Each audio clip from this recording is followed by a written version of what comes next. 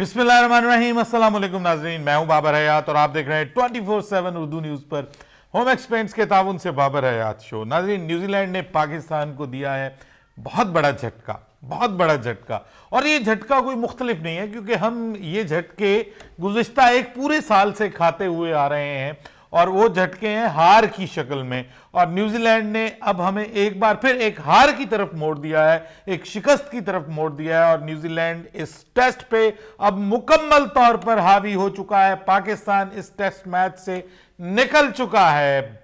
एक और शिकस्त के जो खतरात हैं वो मंडलाने लगे हैं पाकिस्तानी टीम के सर पर, और एक बार फिर कुछ बड़ा डिफरेंस दिखाई दे रहा है दोनों टीमों के दरमियान। और वो फर्क क्या है, वो फर्क कहां कहां पे नजर आ रहा है, कहां कहां पे जो न्यूजीलैंड की टीम है उसने हमें आउट क्लास किया है और कहां हमसे गलतियां हुई हैं, गलतान हुए हैं। बल्कि गलतियां तो कोई छोटा लफ्ज है, गलतान हुए हैं। इसके ऊपर बात करेंगे आज के इस प्रोग्राम में। लेकिन आगे बढ़ने से पहले आपसे गुजारिश कि अगर आप हमारे नए व्यूअर हैं तो प्लीज हमारे इस चैनल को जल्दी से कर दीजिएगा सब्सक्राइब और बेल आइकन को पुश करना मत भूलिएगा।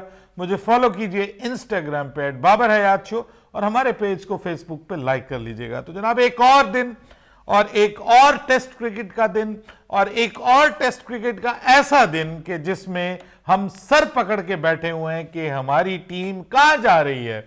हम इस टीम से कितनी तवक्कुआत लगा के बैठे हुए थे कि दो टीमें आ रही हैं, इतने सालों के बाद आ रही हैं पाकिस्तान, पहले इंग्लैंड फिर न्यूजीलैंड, और एक बड़ा भरपूर सीजन पाकिस्तान को मिलने जा रहा है और हमें बड़ी एक्साइटिंग क्रिकेट देखने को मिली है एक्साइटिंग क्रिकेट देखने को। लेकिन वो शायद हमारे लिए एक्साइटिंग नहीं है।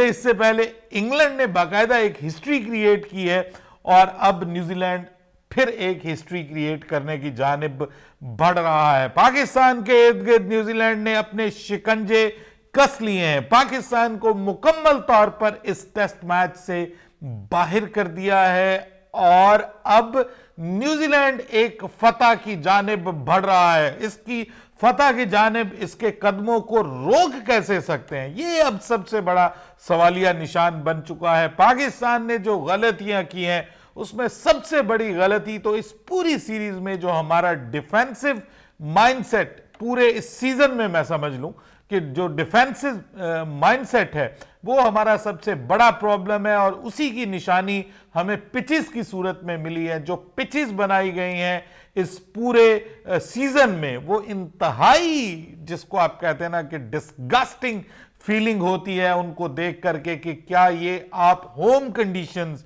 और होम क्राउड और ग्राउंड का फायदा उठा रहे हैं। इस तरह से फायदा उठाया जाता है।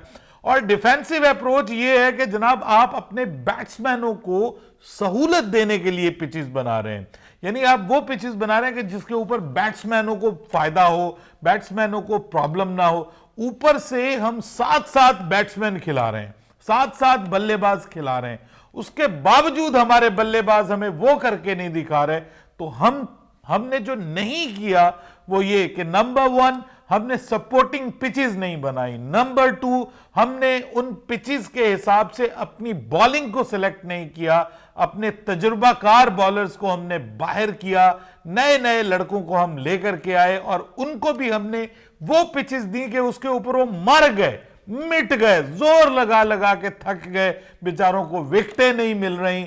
और पहले इंग्लैंड ने हमारी भरपूर धुनाई की और अब न्यूजीलैंड आया है तो न्यूजीलैंड ने भी धुनाई की है, लेकिन उन्होंने pure professional traditional conventional test cricket style से खेला है। उन्होंने कहा कि हमने आपको विकेट नहीं देनी, अगर आपने विकेट लेनी है तो आपको कुछ आउट ऑफ द बॉक्स करना पड़ेगा। तो जब आउट ऑफ द बॉक्स करने की बात आती है तो जनाब फिर कप्तानी कहां पे जाती है, ये सवाल है। मैनेजमेंट की साइकोलॉजी, उनकी फिलॉसफी क्या कर रही है, ये इंपॉर्टेंट है। वो भी डिफेंसिव है। कप्तानी पूरी सीरीज में आपको डिफेंसिव नजर आई, यहां भी थोड़ा सा इंप्रूवमेंट आई है। शायद बाबर आजम को भी एहसास हो गया है कि उसकी टेस्ट में कप्तानी बिल्कुल अच्छी नहीं रही, बड़ी परेशान कुन सिचुएशन है उसके लिए भी। सो उसने थोड़ा सा कोशिश की है कि अपनी कैप्टेंसी को इंप्रूव किया जाए। लेकिन जब कैप्टेंसी भी ठीक हो जाए और आपके बॉलर्स भी भरपूर मेहनत करें, उसके बावजूद विकेट्स ना मिले, तो फिर इसका मतलब है कि आपने विकेट नहीं बनाई, आपने एक अदद फट्टा तैयार किया है, एक मुर्दा पिच तैयार की हुई है। और उस मुर्दा पिच पे भी देखिए, मैं आपको बताऊं कि पाकिस्तान की जो विकेट्स गिरी है ना, वो पाकिस्तान ने अपनी गलती से गिराई हैं। पाकिस्तान के बल्लेबाजों ने गलतियां की हैं, गिफ्ट की है पिचेस, इस पिच के ऊपर अपनी विकेटें गिफ्ट की हैं। पिछली इनिंग्स में आपके पहले 4 बल्लेबाज अपनी गलत शॉट्स की वजह से आउट हुए, उसके बाद भी जो बल्लेबाज आउट हुए हैं ना, वो कोई बहुत बड़ा बॉलिंग का कमाल नहीं हुआ उसमें, कि बॉलर्स ने बहुत कमाल कर दिया और आप उनकी बॉलिंग का सामना ना कर पाए, सिवाय इक्का दुक्का विकेट गए। बाकी सब विकेट्स बैट्समैनों ने या तो पेशेंस को लूज किया और इम्पेशेंट होने का सबूत दिया, या फिर उन्होंने टेक्निकली रॉन्ग शॉट्स खेली और उसकी अपनी विकेट्स को थ्रो किया। इवन आज जब आपके ऊपर जो है वो इतनी बड़ी 170s की रेंज में आपके ऊपर एक अदद जो पहाड़ खड़ा कर दिया था न्यूजीलैंड ने, उसके बावजूद आप जो है वो नहीं कर पाए कुछ भी, और आप अब्दुल्ला शफीक ने अपनी विकेट थ्रो कर दी। हालांकि बहुत अच्छा स्टार्ट आपको मिला था, और शान मसूद बड़ी टेक्निकल मिस्टेक करके आउट हुए हैं कि जब इस तरह की टर्निंग पिच हो और round the wicket leg spinner ball करवा रहा हो और आप बैकफुट पे जाकर खेलेंगे, तो आप फिर अपनी किस्मत को अंपायर के हाथ में दे देंगे या फिर आप बॉलर के हाथ में दे देंगे, और वही हुआ उनके साथ। सो मैं ये समझता हूं कि पाकिस्तान ने हर तरफ से जो है वो डिसअपॉइंट किया, सिंपली डिसअपॉइंटमेंट, मायूस कुन कारकर्दगी पाकिस्तान की। लेकिन क्या कमाल की डबल सेंचुरी की है केन विलियमसन ने। अगेन उन्होंने साबित किया है पाकिस्तान के अगेंस्ट कि he loves batting against Pakistan, whether it is in New Zealand और it is in Pakistan home soil. आपको पता है कि पिछली बार जब न्यूजीलैंड पाकिस्तान से मैच खेला था 2021 में, that was in their home, New Zealand में हुआ था वो टेस्ट मैच, और उस टेस्ट मैच में भी केन विलियमसन ने डबल सेंचुरी स्कोर की थी, और आज भी उन्होंने डबल सेंचुरी स्कोर की है। सो पाकिस्तान के खिलाफ back to back 2 test matches में उन्होंने डबल सेंचुरीज की हैं। सो इससे अंदाजा हो सकता है कि वो पाकिस्तान को कितना पसंद करते हैं और पाकिस्तानी भी उनको कितना पसंद करते हैं। और उसके बाद फिर उन्होंने अपनी मुल्क के हिसाब से एक रिकॉर्ड बनाया है कि वो सबसे ज्यादा डबल सेंचुरीज करने वाले अब न्यूजीलैंड के बल्लेबाज बन गए। उन्होंने ब्रेंडन मैकलम का 4 डबल सेंचुरीज का रिकॉर्ड जो है वो ब्रेक कर दिया, और आज उन्होंने 5वीं डबल सेंचुरी स्कोर की है। सो इससे अब आपको अंदाजा लगा सकते हैं आपके क्या कमाल की उनकी तरफ से इनिंग्स देखने को मिली है।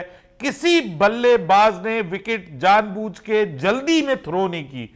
बाद में आप ये कह सकते हैं कि कहीं पे उन्होंने टेम्परामेंट लूज किया, लेकिन अच्छा खासा स्कोर करने के बाद इवन उनका इस छोटी आपके खिलाफ जो है वो हाफ सेंचुरी करने में कामयाब हुआ है। तो इससे आप अंदाजा लगा सकते हैं कि उन्होंने आपको विकेट नहीं दी, आप अपनी विकेटें कुर्बान करने पे तैयार हुए हैं। तो जो डिफेंसिव अप्रोच के तहत आपने पिचेस बनाई ताकि आपके बॉलर्स को मुश्किल ना, बल्लेबाजों को मुश्किल पेश ना आए, वही बल्लेबाज आपको मैच ना जितवा सके ना बचा सके। पिछले 3 जो मैचेस हुए हैं उसमें आप देख लें कि आपके बल्लेबाज ना मैचेस को बचा सके ना आपको मैच जितवा के दे सके। दूसरी जानिब एक्स्ट्रा ऑर्डिनरी एग्रेसिव क्रिकेट खेल के इंग्लैंड ने आपको चारों शाने चित किया। अब यहां पे आप जैसी क्रिकेट खेल रहे हैं, लेकिन फिर भी वो आपसे बेहतर खेल रहे हैं। कम से कम उनके फास्ट बॉलर्स जो हैं वो कुछ ना कुछ उनको मदद मिलती हुई दिखाई दे रही। बाय द वे उनको भी बहुत मदद नहीं मिल रही, उनको भी विकेटें हम दे रहे हैं। तो जब हम भी सोचना शुरू कर दें, हमारे बल्लेबाज भी सोचना शुरू कर दें कि हमने विकेट थ्रो नहीं करनी, हमारी मुखालिफ टीम को जोर लगाना पड़ेगा इस पिच के ऊपर हमारी विकेट लेने में, तो फिर हम भी वैसा परफॉर्म कर सकते थे। सो मैं ये समझता हूं कि जिस तरह से 600 रन न्यूजीलैंड ने बनाए हैं ना, ये पहली इनिंग्स में हमें बनाने चाहिए थी। और एक चीज जो हमें बहुत हॉन्ट कर रही है वो सरफराज अहमद का वो कैच है जो उन्होंने ड्रॉप किया। लेकिन दूसरी जानिब बाबर आजम ने भी तो किसी के ड्रॉप कैच के ऊपर ही 161 किया ना। तो भाइयों बात यह है कि जब बाबर आजम को मौका मिला तो वो डबल सेंचुरी ना कर सके, लेकिन जब केन विलियमसन को मौका मिला तो उन्होंने डबल सेंचुरी की। उसकी वजह क्या थी? दोनों तरफ सोच का डिफरेंस, कप्तान की प्लानिंग का डिफरेंस, और दोनों तरफ बॉलर्स, और बॉलर्स भी वो जो तजुर्बाकार हैं।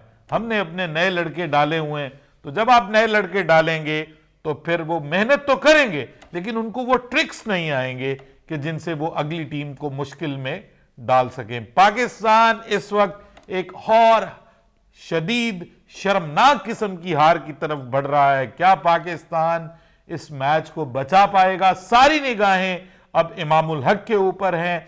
वो इस वक्त किसी हद तक पॉजिटिव भी खेल रहे हैं, लेकिन मैच के इख्तिताम पे वो भी रन आउट होते होते बचे। समझ नहीं आ रही कि क्या दिमाग में क्या चल रहा है। आप हमारी टीम की जो प्लेयर्स हैं, उनके बॉलर्स, कप्तान, सब अंदर से हारे हुए लग रहे हैं, और ये हार पता नहीं कब जाएगी। मुझे तो लगता है कि शायद बहुत बड़ी तब्दीलियां करनी पड़ेंगी हमें इस झटके से निकलने के लिए। वो झटका जो ऑस्ट्रेलिया की सीरीज से शुरू हुआ, इंग्लैंड की सीरीज तक जारी रहा, और अब कैरी ऑन कर रहा है न्यूजीलैंड के खिलाफ इस सीरीज में।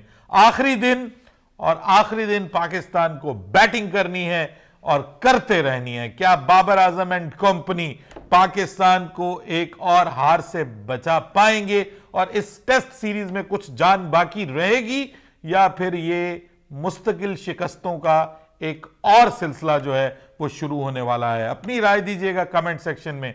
बाबर हयात को इजाजत दीजिएगा। अल्लाह हाफिज।